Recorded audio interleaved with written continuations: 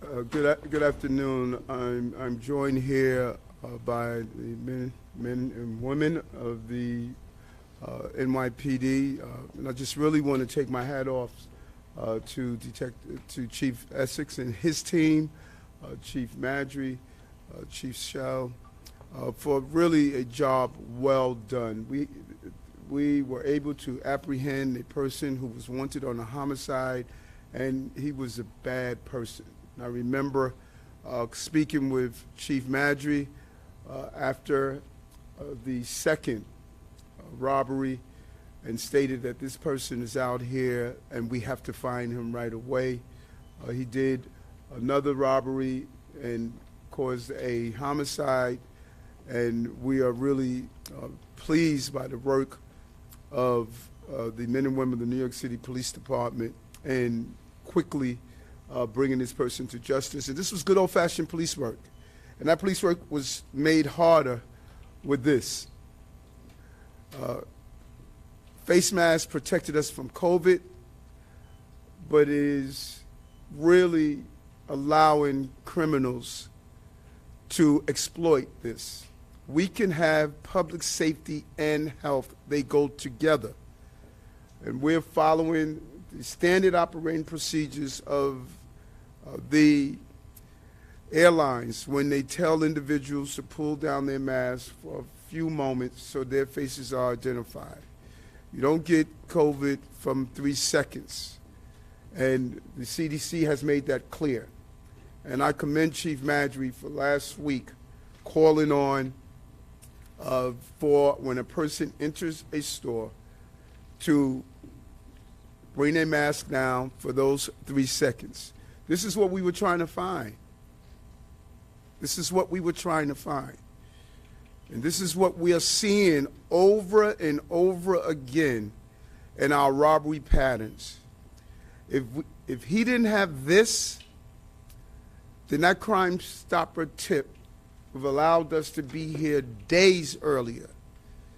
And so anyone who states we can't have public safety and public health together, they are wrong. This is an administration that is not going to listen to the noise of those who sit on the sidelines and just want to critique. We have an obligation to make sure we could have the health and we could have the safety. You cannot identify this person with all of this gear on. And it took good old-fashioned detective work to bring this person to justice.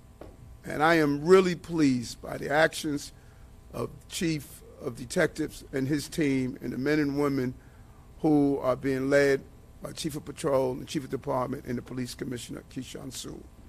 Right this time, I will turn it over to the Chief of Department, Chief Madry. Mr. Mayor, thank you. Good afternoon, everyone. In the wake of last week's senseless tragedy in the Upper East Side, where a deli employee was shot and killed as he worked to serve his community, today we're announcing an arrest in this case.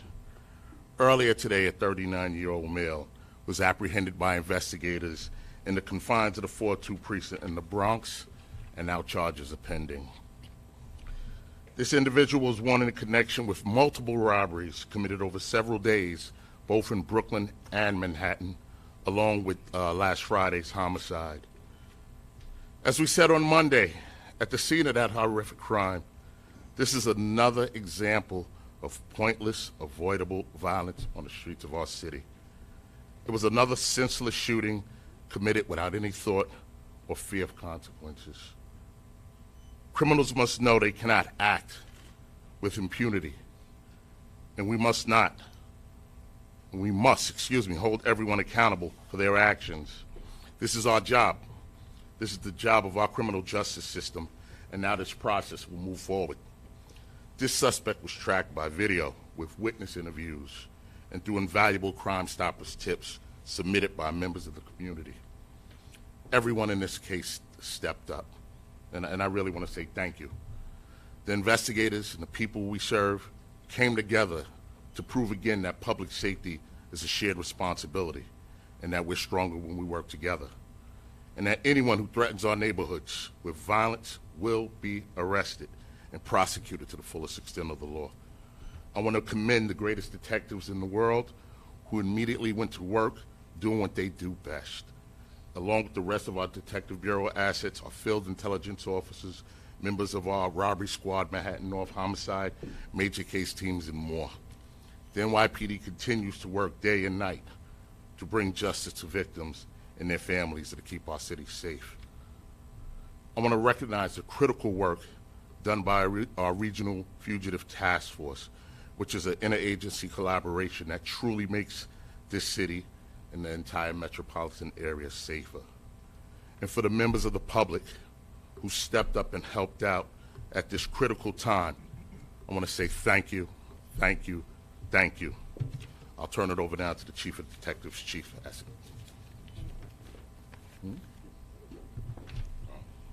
That's a little hand.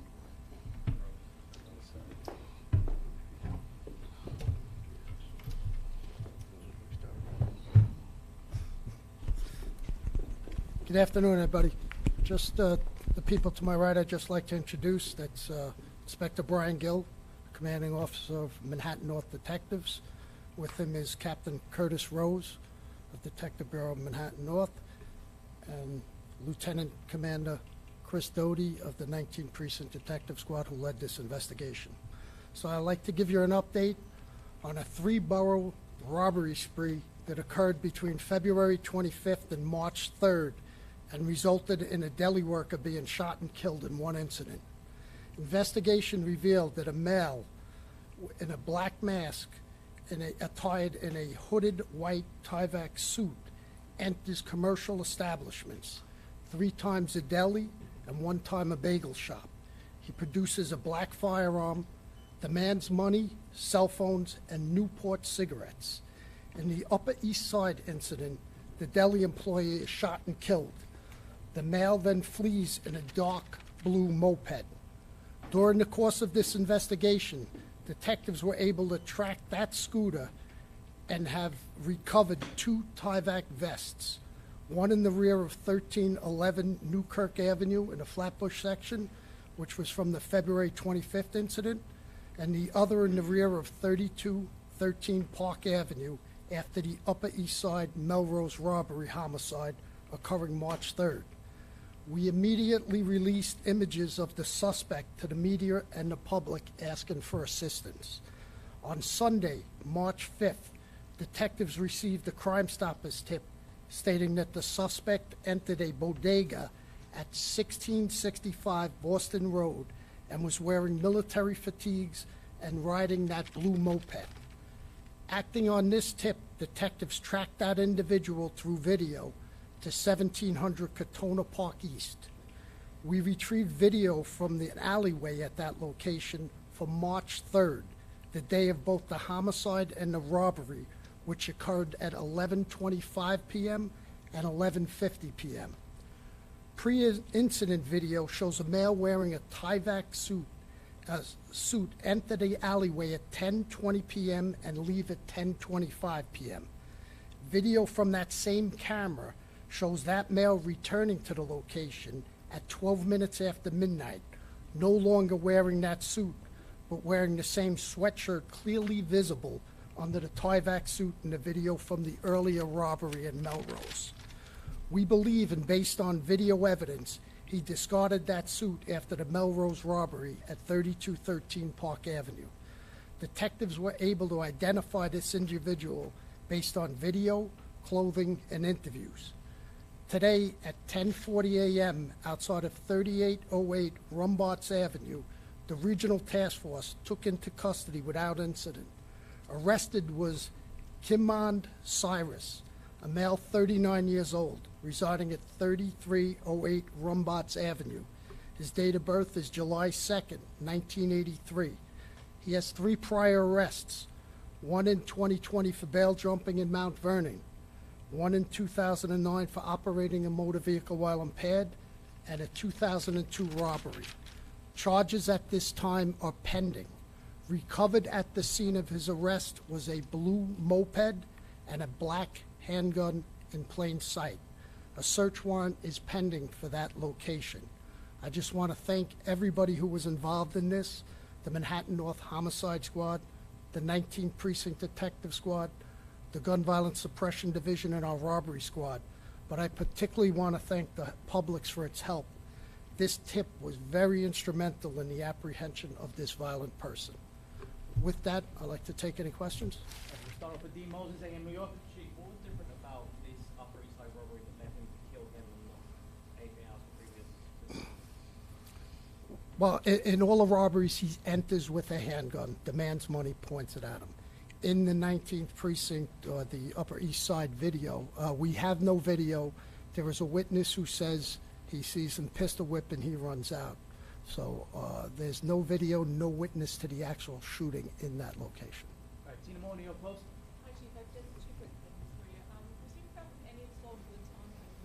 Can you talk to any of the evidence? Right now, we have that search warrant pending at his apartment, and we hope to find some. Since there were a couple earlier robberies, was there a time maybe we could let people know before the homicide? The two robberies that occurred, they occur on the 25th and then the 1st. And if there's anything put out in public about So we requested media on the two of them. In those two, you have somebody, again, just walking in, as the mayor explained, face masked up. If we get good images, we'll put it out to the media, and then he hits again 2 days later. So those were the 4 incidents. Block of Paris and Dollar. Dana Newman. Chief, two questions. Did he say anything upon arrest? And when exactly did you identify him? Like, what was it that led there? Was it facial recognition? Was it actual tipster? No, the tipster, basically what I said.